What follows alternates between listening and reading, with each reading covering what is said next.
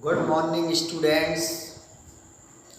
आज नया टॉपिक विद्युत फ्लक्स स्टार्ट करेंगे। ये खास जो टॉपिक है इसका नाम वैसे तो गॉस का प्रमेय है। गॉस का प्रमेय एक ऐसा क्वेश्चन है 5 नंबर का जो हर साल परीक्षा में आता है। इस साल 2020 में भी आया था। गॉस का जो प्रमेय है खास क्यों है?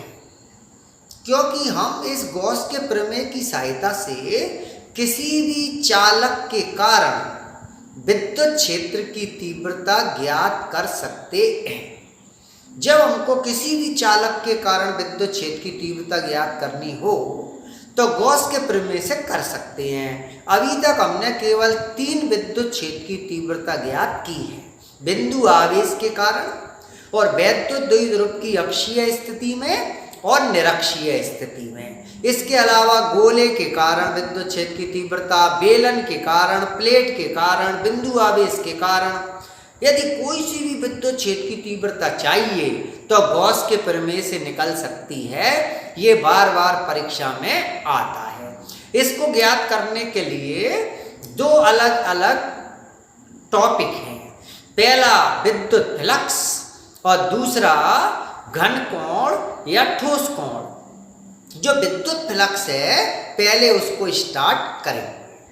तो विद्युत फ्लक्स की परिभाषा और प्रकार और सूत्र और विमीय सूत्र, मात्रा सब अभी हम यहाँ पे निकालेंगे। पहले परिभाषा। प्रश्न है विद्युत फ्लक्स किसे कहते हैं? परिभाषा, विद्युत क्षेत्र में स्थित किसी क्षेत्रफल से अभिलंबवत, ये अभिलंबवत शब्द बहुत खास है। विद्युत क्षेत्र में स्थित किसी क्षेत्रफल से अभिलंबवत गुजरने वाली कुल बल रेखाओं की संख्या को विद्युत फ्लक्स कहते हैं। इसे फाई ई मतलब इलेक्ट्रिक, फाई ई से प्रदर्शित करते हैं। मतलब कि विद्युत क्षेत्र में कोई चालक रखा है और उसके क्षेत्रफल से बल रेखाएं निकल रही हैं। जो बल रेखा होती हैं वो हमेशा कैसी निकलती हैं? लंबवत।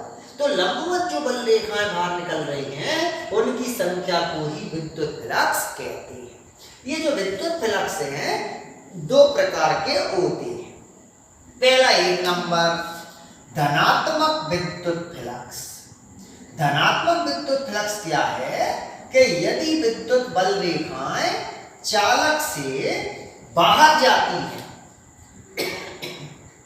विद्युत बल रेखाएं चालक से बाहर जाती हैं तो धनात्मक विद्युत फ्लक्स, और विद्युत बल रेखाएं चालक के अंदर आती हैं तो ऋणात्मक विद्युत फ्लक्स। मतलब विद्युत फ्लक्स कितने प्रकार के? 2।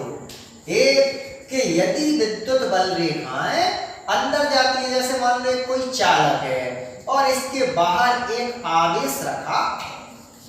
आवेश से हमेशा विद्युत बल रेखा कैसे निकलती है? लंबवत। अब ये बल रेखा चली, पहले कहाँ जा रही है? अंदर, और फिर चलकर कहाँ निकल रही है? बाहर। बाहर जाती है तो धनात्मक फ्लक्स, अंदर आती है ऋणात्मक फ्लक्स। द्वारा देखें, ये अंदर आ रही है ऋणात्मक, बाहर जा रही है धनात्मक। इसका मतलब विद्युत बल रेखा कितने प्रकार की? 2। अंदर जाती है ऋणात्मक, बाहर निकलती है धनात्मक। दोनों को जोड़ें तो शून्य। यदि बल रेखा अंदर भी जाए और बाहर भी निकले तो कुल विद्युत फ्लक्स को कितना कहते हैं? शून्य। इसका मतलब विद्युत फ्लक्स के कितने प्रकार है? 2। अब हम इसका यदि सूत्र बनाएं तो सबसे पहले जो विद्युत फ्लक्स है 2 बातों पर निर्भर करता है। एक तो विद्युत क्षेत्र की तीव्रता। यदि तीव्रता ज्यादा है तो बल रेखा कैसी होगी? ज्यादा। तो विद्युत क्षेत्र की तीव्रता और चालक का जो क्षेत्रफल है वो हो जाए ज्यादा, पृष्ठीय क्षेत्रफल। उन दोनों का क्या करना है? गुणा। तो विद्युत फ्लक्स पाई ई, विद्युत क्षेत्र की तीव्रता ई, और क्षेत्रफल यदि कम है तो ds, और यदि ज्यादा है तो s। मतलब तीव्रता और क्षेत्रफल के गुणनफल को विद्युत फ्लक्स कहते हैं। ये सामान्य सूत्र है। लेकिन यदि ऐसा हो जाए कि जो विद्युत क्षेत्र की तीव्रता है वो पृष्ठ के क्षेत्रफल से कुछ कोण बनाने लगे, ये पृष्ठ है, पृष्ठ का जो क्षेत्रफल होता है वो हमेशा इसके लंबवत होता है। ये पृष्ठ है एक, और उसका जो क्षेत्रफल है वो हमेशा कैसा होता है, लंबवत। और जो विद्युत क्षेत्र है वो पृष्ठ के साथ में कुछ कोण बनाए थीटा, पृष्ठ के साथ में कुछ कोण बनाए थीटा, तो ये थीटा कोण है। अब हमको इसमें विद्युत फ्लक्स का मान चाहिए, तो जो तीव्रता है उसका एक घटक करना पड़ेगा। तीव्रता है सदिश राशि, सदिश राशियों के दो घटक होते हैं, एक समांतर एक लंबवत। तो ये जो घटक हैं दोनों समकोणिक घटक कहलाते हैं और बीच का कोण 90 डिग्री होता है। यदि ये कोण थीटा है तो शेष बचा हुआ कोण 90 माइनस थीटा। जो थीटा घटक होता है उसको कहते हैं cos थीटा, और जो 90 माइनस थीटा होता है उसको कहते हैं sin थीटा।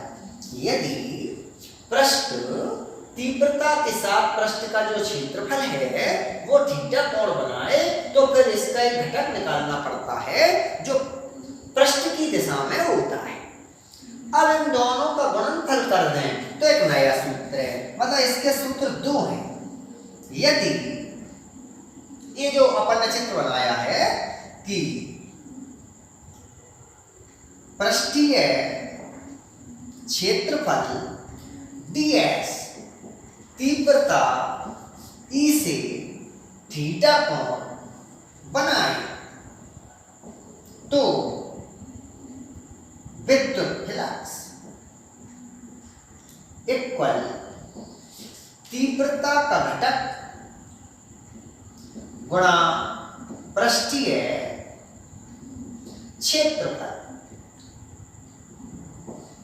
इधर विद्युत फ्लक्स को भाई E से प्रदर्शित करें, तीव्रता का घटक E cos थीटा और पृष्ठीय क्षेत्रफल ds। यदि क्षेत्रफल कम है तो इसमें आगे क्या लगा देते हैं, d।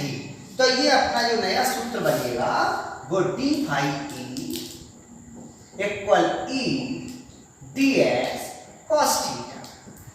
मतलब विद्युत फ्लक्स के कितने सूत्र हैं, दो, एक सादा वाला और एक जो है थीटा कोण बनाने वाला।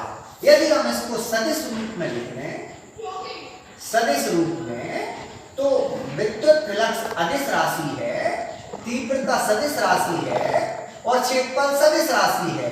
जब तो सदिश राशियों के साथ cos थीटा होता है तो उसको अदिश गुणनफल कहते हैं। तो ये विद्युत क्षेत्र की तीव्रता का बहुत खास क्या है, सूत्र। अब चाहिए मात्रक, तो मात्रक पहले SI सिस्टम में, SI पद्धति में इसका मात्रक लगाएं तो तीव्रता का न्यूटन पर कूलम और क्षेत्रफल का वर्ग मीटर मिलाकर लिखें तो न्यूटन इंटू वर्ग मीटर पर कूलम।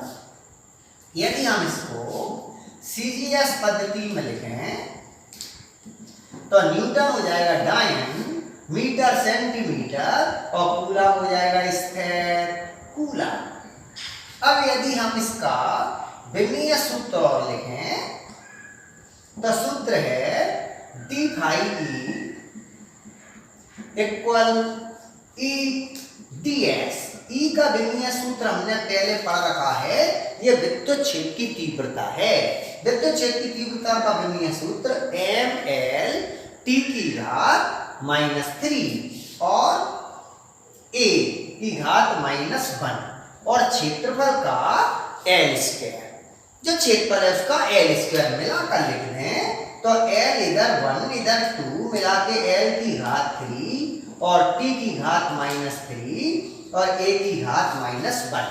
कहने का मतलब विमीय सूत्र जो है वो तीव्रता का था तो 1 घात, और यदि फ्लक्स का है तो L की घात कितना, 3। ऐसे हम इसको याद रखते हैं। अब सूत्र तो इसका बन गया।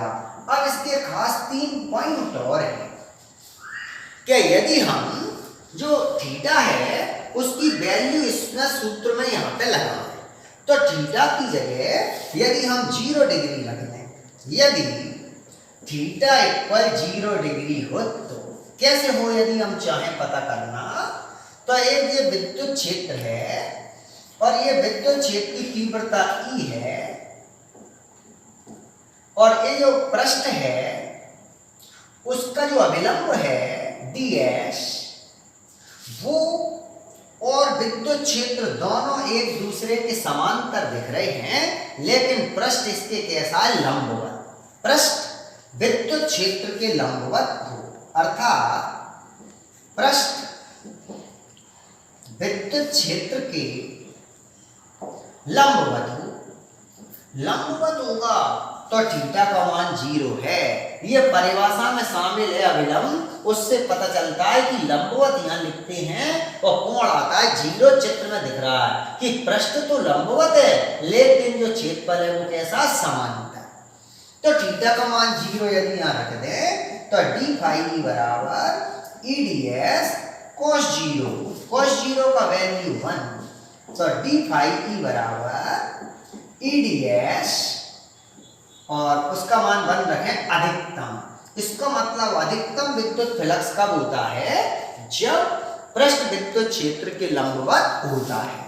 यदि मान लो थीटा का मान 90 डिग्री हो तो पृष्ठ विद्युत क्षेत्र के समांतर होता है, उल्टा है। ये बहुत खास है, इसको बार बार याद करना पड़ेगा कि जो पृष्ठ है वो विद्युत क्षेत्र के कैसा है, समांतर। ये विद्युत क्षेत्र E और पृष्ठ है ना इस तरह से रखा है और उसका जो अभिलंब है वो हमेशा 90 डिग्री का कोण बनाता है।